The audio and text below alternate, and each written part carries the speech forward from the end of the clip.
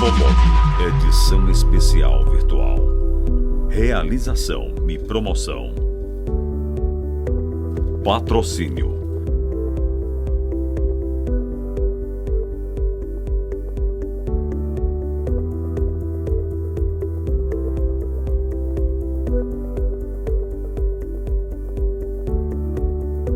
Apoio.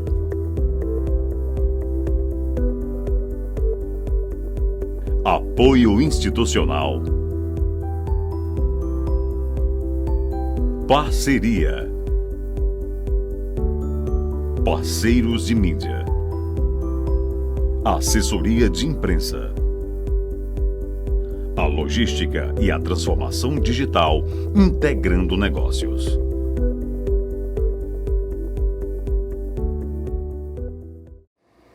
Olá, obrigada por participar da 15ª edição da Expolog, Feira Internacional de Logística. Seja muito bem-vindo ao seminário Oportunidades para os Jovens Profissionais na Logística. Em um ano tão desafiador como está sendo de 2020, a reinvenção da empregabilidade é o nosso tema central. Cases inspiradores, jornadas de sucesso, a crise geradora de oportunidades e muito mais. São mais de 20 palestras, uma programação instigante, com palestrantes incríveis e feita especialmente para você, jovem profissional. Aproveite! Olá, você que está conectado conosco, seja bem-vinda, seja bem-vindo. Aqui, diretamente do estúdio da Expolog 2020, saudamos com um abraço virtual a toda a nossa audiência do Ceará, do Brasil e do mundo, que prestigia o seminário Oportunidades para os Jovens Profissionais na Logística, que nesta edição especial de 15 anos traz como tema central a logística e a transformação digital integrando negócios. Assistiremos agora ao case Gerenciando Emoções para maior equilíbrio na vida profissional e pessoal. Conheça a nossa convidada.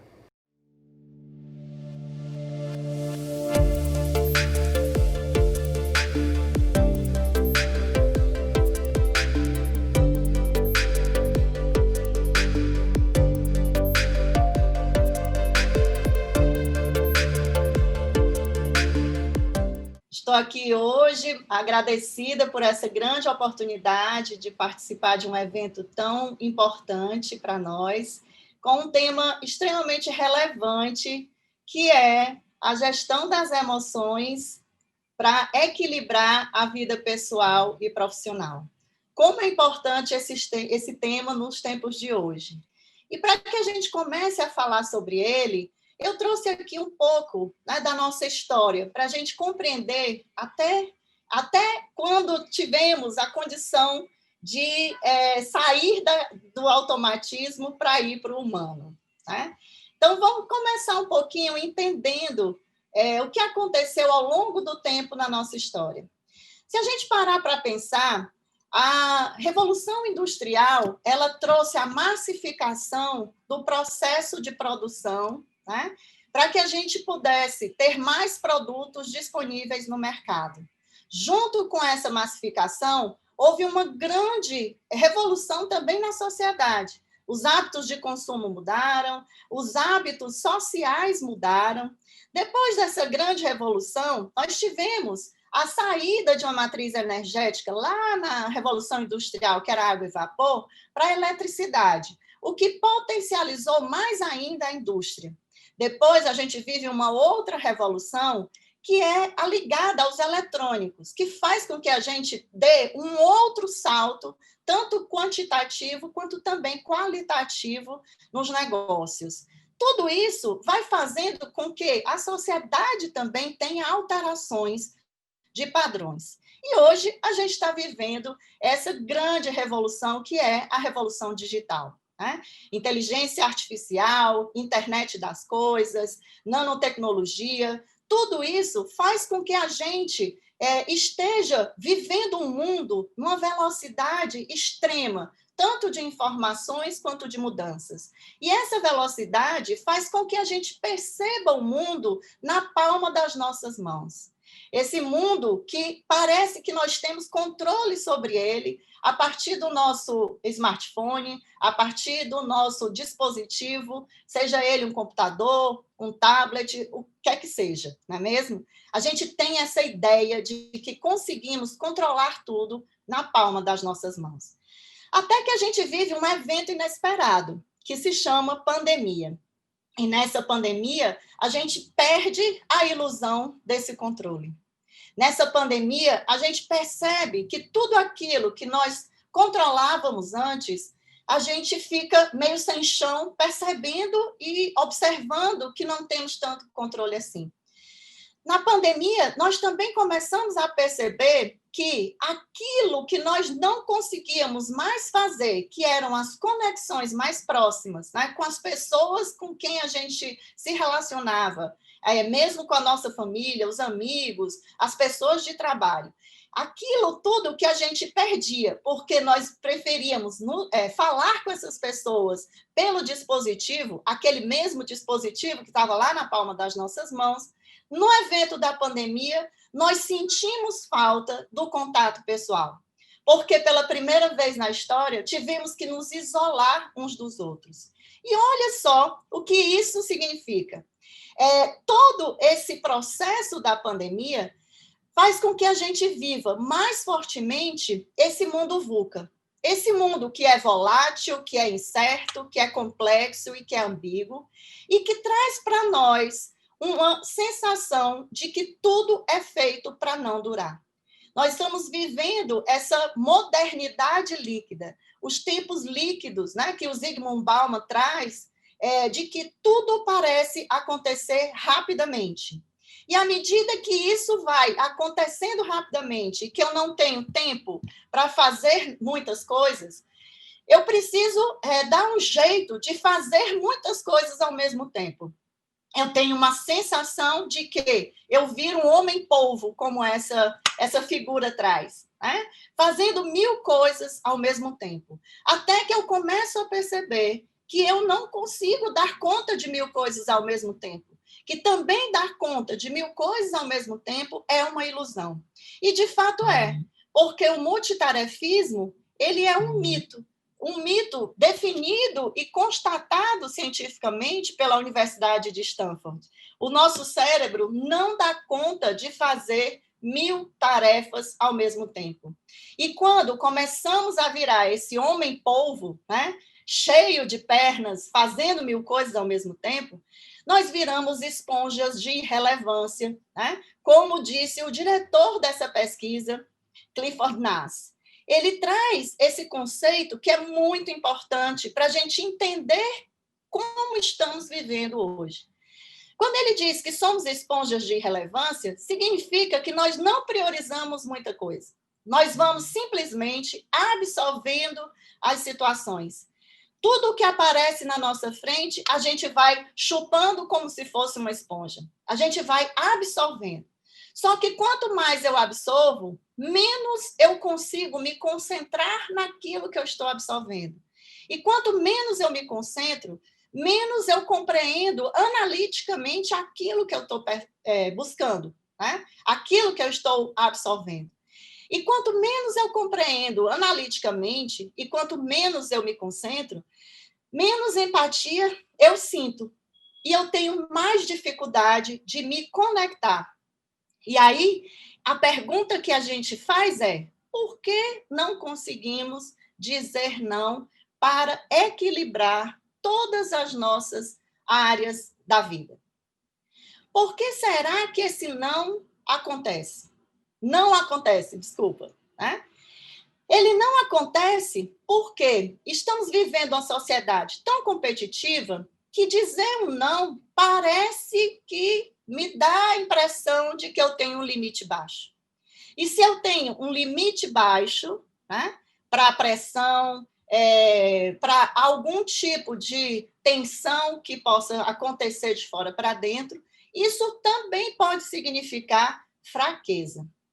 Então, eu não consigo dar não, eu não consigo deixar de ser aquela esponja de irrelevância que vai chupando tudo que aparece à minha frente, por medo de ser fraca.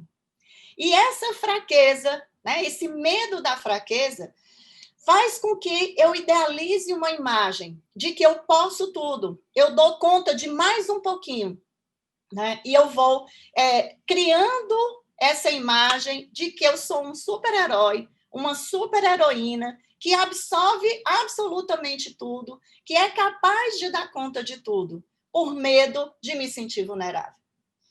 A competição desse mundo, né, que eu trouxe lá atrás para mostrar, né, desde quando a gente viveu a primeira grande revolução industrial, que muda também os hábitos da sociedade. Esse mundo que passa a ser cada vez mais competitivo, mais volátil, mais incerto, mais complexo e mais ambíguo, me traz junto cada vez mais o medo de ser vulnerável. E esse medo da vulnerabilidade faz com que a gente se esconda cada vez mais atrás de máscaras, atrás dessa imagem que nós idealizamos. Porque nós percebemos que, à medida que eu visto essa máscara, à medida que eu visto a minha capa de super-herói e de super-heroína, me dá também uma falsa ilusão de que eu estou protegida. Protegida dessa vulnerabilidade. E à medida que eu vou me protegendo, vestindo essas máscaras, eu vou estabelecendo mais e mais tenquês. O que são os tenquês? Nada mais são do que padrões repetitivos e definidos a partir de um piloto automático. Eu vou automatizando a minha vida. E nesse automatismo da minha vida, eu vou me desconectando de mim. Eu vou criando um modo resolvedor, né? Entre aspas. Eu ligo esse piloto automático para eu conseguir dar conta de cada vez mais coisas, né? E sem parar para pensar, eu estabeleço padrões de pensamento, padrões emocionais e padrões de comportamento. E quanto mais eu estabeleço esses padrões, mais eu me desconecto dos outros também. Porque eu passo a conviver com as pessoas ao meu redor, seja minha família, meus amigos, seja no ambiente de trabalho, eu passo a conviver com essas pessoas a partir desses padrões. Então, acontece um evento externo e eu tenho já uma reação a dar a partir daquele evento externo. Uma reação que não tem uma parada para pensar. Simplesmente ela é instintiva, impulsiva. Né? Eu vejo o evento, eu reajo dessa forma. Para esse outro evento, eu reajo de uma outra forma. E assim, sucessivamente, eu vou ligando meu piloto automático numa corrida desenfreada para absorver cada vez mais. Só que isso me gera exaustão, sobrecarga, esgotamento. E isso afeta as minhas emoções. Aumenta a minha irritabilidade, diminui o meu estado de bom humor, né? Afeta o meu humor. Eu acabo trazendo essas emoções que se depositam dentro do meu corpo e eu vou extravasando essas emoções de forma intensa mais facilmente com as pessoas que estão mais próximas a mim. Como se elas pudessem, entre aspas, aguentar a forma como eu expresso intensivamente ou intensamente as minhas emoções. E isso vai afetando os meus relacionamentos, a minha rede de apoio, a minha rede de suporte social. E quanto mais isso me afeta, né, mais eu vou ficando isolado, mais eu vou ficando sozinho. Existe um estudo de Harvard, que foi um dos maiores estudos da humanidade, foi um estudo de 78 anos, onde eles começaram estudando um grupo de adolescentes de 11 anos de idade, no interior, numa região de Boston, e eles foram acompanhando a evolução desses rapazes. E eles viram que aqueles rapazes que criaram mais vínculos sociais saudáveis, que tinham uma rede de suporte boa, positiva, saudável, amigos, né, com quem eles realmente podiam contar, foram os rapazes que casaram melhor, né, e acabaram tendo famílias também melhor estruturadas. E daí eles foram acompanhando a vida dessas famílias e foram observando que essas mesmas pessoas eram as pessoas que menos adoeciam, que tinham mais sucesso na vida, né? E que morreram, muitos deles, já que o estudo foi de 78 anos, foram os que morreram de mortes naturais. Não foram mortes por doenças que se arrastaram.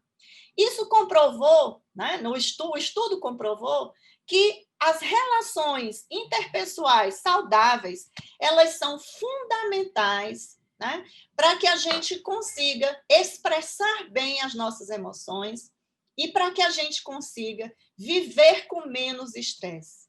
Mas, quanto mais eu entro no piloto automático, menos eu tenho as expressões adequadas das minhas emoções. E mais isso afeta os meus relacionamentos, né? Então, é importante a gente compreender esse caminho, né, que a gente faz, para que a gente possa perceber o quanto essas emoções expressas de uma forma negativa nos adoecem. E à medida que elas nos adoecem, né, nós vamos sentindo cada vez mais estresse, ansiedade, depressão e também no trabalho nós vamos tendo cada vez mais burnout.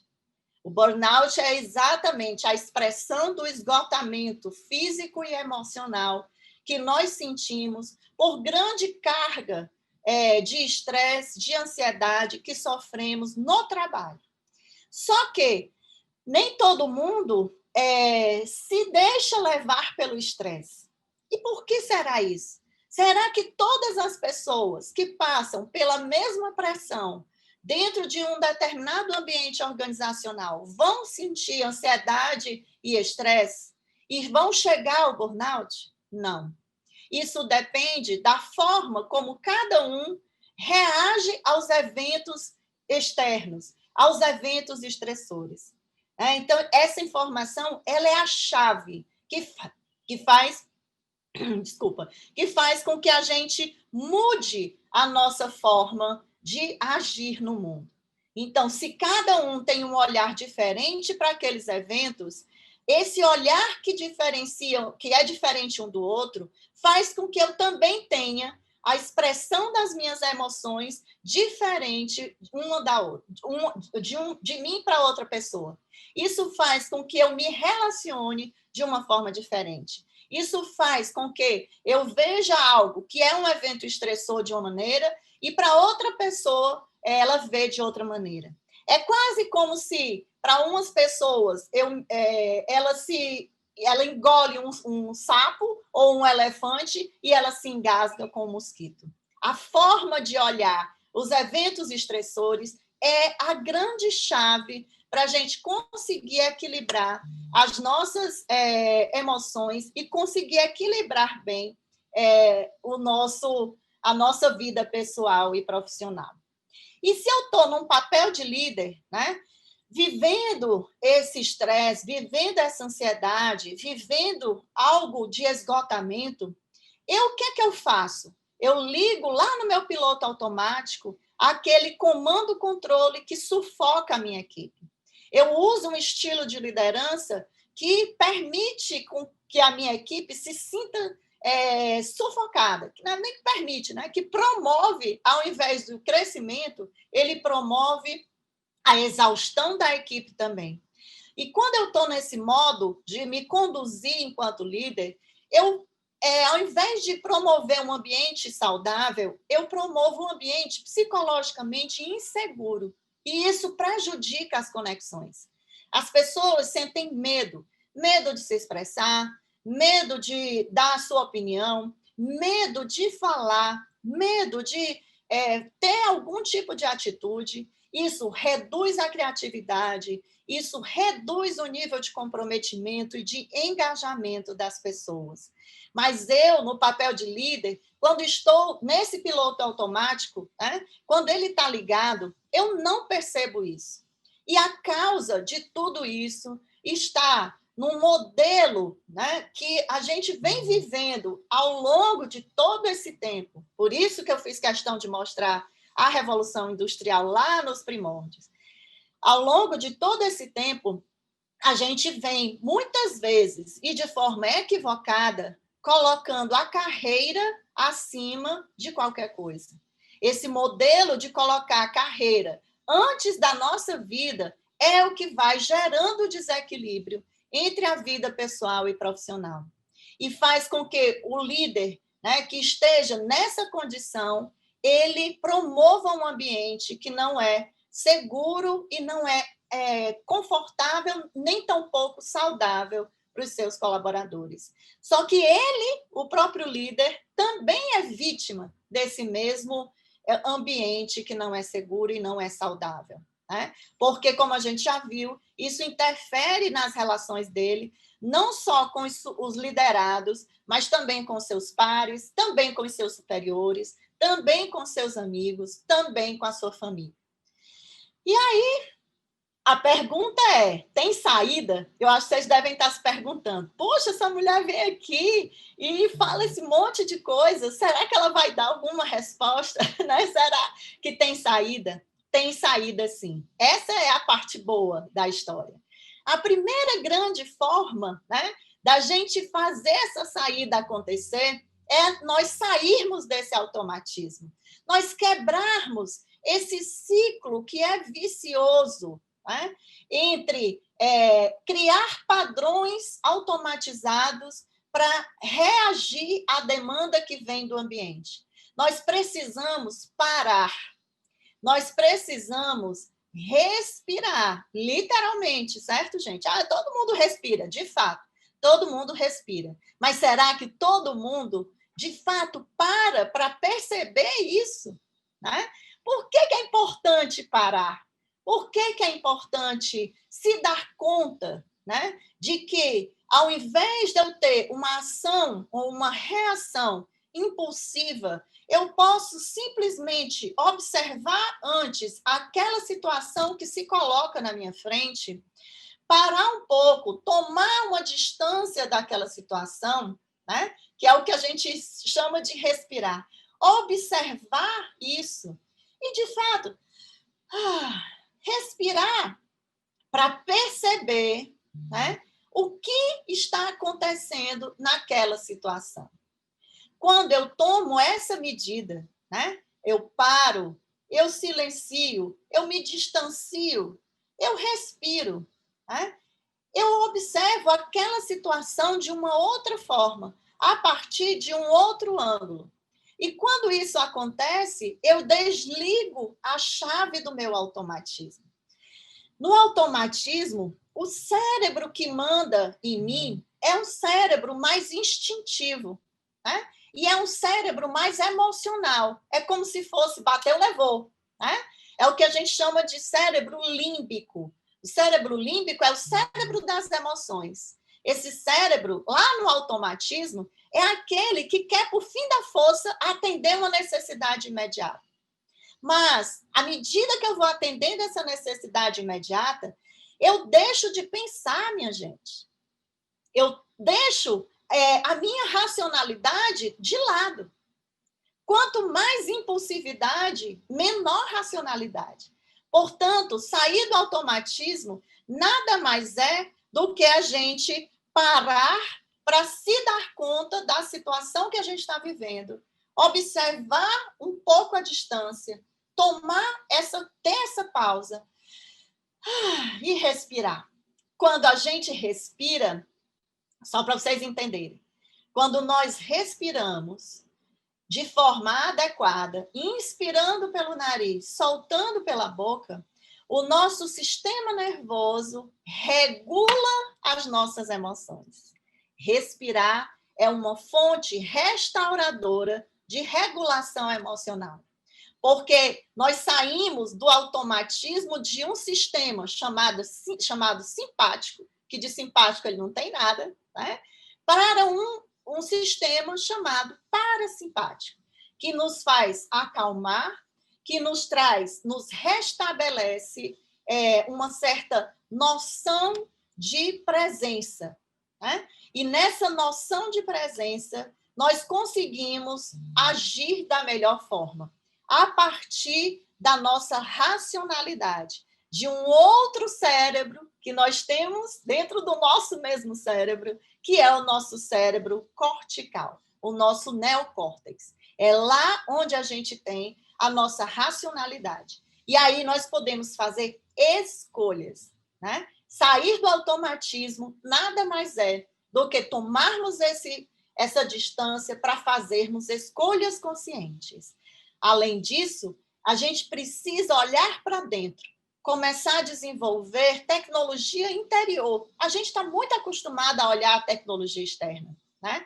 A gente quer a melhor tecnologia. Nós queremos tudo de novo que aparece de tecnologia, mas precisamos, acima de tudo, olhar internamente, desenvolver essa tecnologia interior que nos ajuda a gerar mais conexões. Porque não adianta termos as melhores tecnologias do mundo se eu não sou capaz de ter uma tecnologia que me conecte com outra pessoa, né? Então, essa tecnologia interior vai me ajudar a me conectar com outra pessoa. E quanto mais eu me conheço, mais eu consigo ajustar a tensão da corda do meu violão. O violão, ele só vai tocar de forma afinada se eu esticar a corda dele na tensão correta, né? Para que os acordes saiam de uma forma sonora, harmoniosa. Se eu esticar demais essa corda, ela vai partir. E se eu deixar essa corda frouxa, o violão também não vai ficar afinado. Então, quanto mais eu conheço a mim mesma, né, mais eu consigo ajustar a corda desse violão, né? A tensão que eu posso ter. Tem pessoas que suportam maior tensão, maior pressão, outras que suportam menos. E está tudo certo, né? Não tem um melhor do que o outro. Simplesmente é assim. E o que nós precisamos aprender é fazer esse ajuste da tensão. E para a gente conseguir fazer esse ajuste da atenção, é preciso também desenvolvermos flexibilidade cognitiva. Essa capacidade que nós temos de ampliar o nosso olhar para o mundo, né? De entender que nada é estático, que tudo é passível de ser visto por outros ângulos. Isso é a flexibilidade cognitiva. É essa capacidade de eu compreender com que lentes eu estou olhando o mundo. E quanto mais eu desenvolvo isso, né, mais eu consigo tomar conta de mim. Mais eu consigo praticar o meu autocuidado, que vai desde olhar para a minha forma de ver a minha vida, a minha saúde física, né, o meu movimento, a minha nutrição, o meu sono. Eu consegui gerar relacionamentos e comunicações saudáveis, né? Eu consegui fazer o meu desenvolvimento pessoal e profissional de forma integrada, eu ter contato com a natureza, eu consegui olhar a minha espiritualidade, que sentido a minha vida tem para mim, e, acima de tudo, eu fazer a gestão do meu estresse, né? Fazendo um grande projeto de vida, integrando a carreira nele. Quando eu ponho a minha vida acima da minha carreira, eu consigo organizar essa carreira de uma maneira que eu consiga ter equilíbrio entre a vida pessoal e profissional. E tudo isso é possível se eu sair desse ecossistema, um sistema que tudo acontece para mim, para atender às minhas necessidades, a partir de uma competição e de uma separação, e eu vou para um ecossistema, um sistema onde eu estou olhando para nós, para as nossas necessidades, para todos, né, que tem interdependência e cooperação. Quando a gente vem para esse modelo, né, nós compreendemos que é possível, sim, equilibrar a vida pessoal e profissional. É possível, sim, gerenciar e expressar de forma mais positiva as nossas emoções, né? Então, eu termino essa minha conversa com vocês trazendo essa frase. Criamos a ilusão de que temos várias vidas e esquecemos de viver cada uma delas. Seria muito mais fácil lembrar que só temos uma vida E o que nos falta é integrar nela suas diversas partes. Isso é integralidade de ser e do ser. Muito obrigada pela oportunidade. Foi um prazer enorme estar aqui com vocês hoje. Um abraço a todos.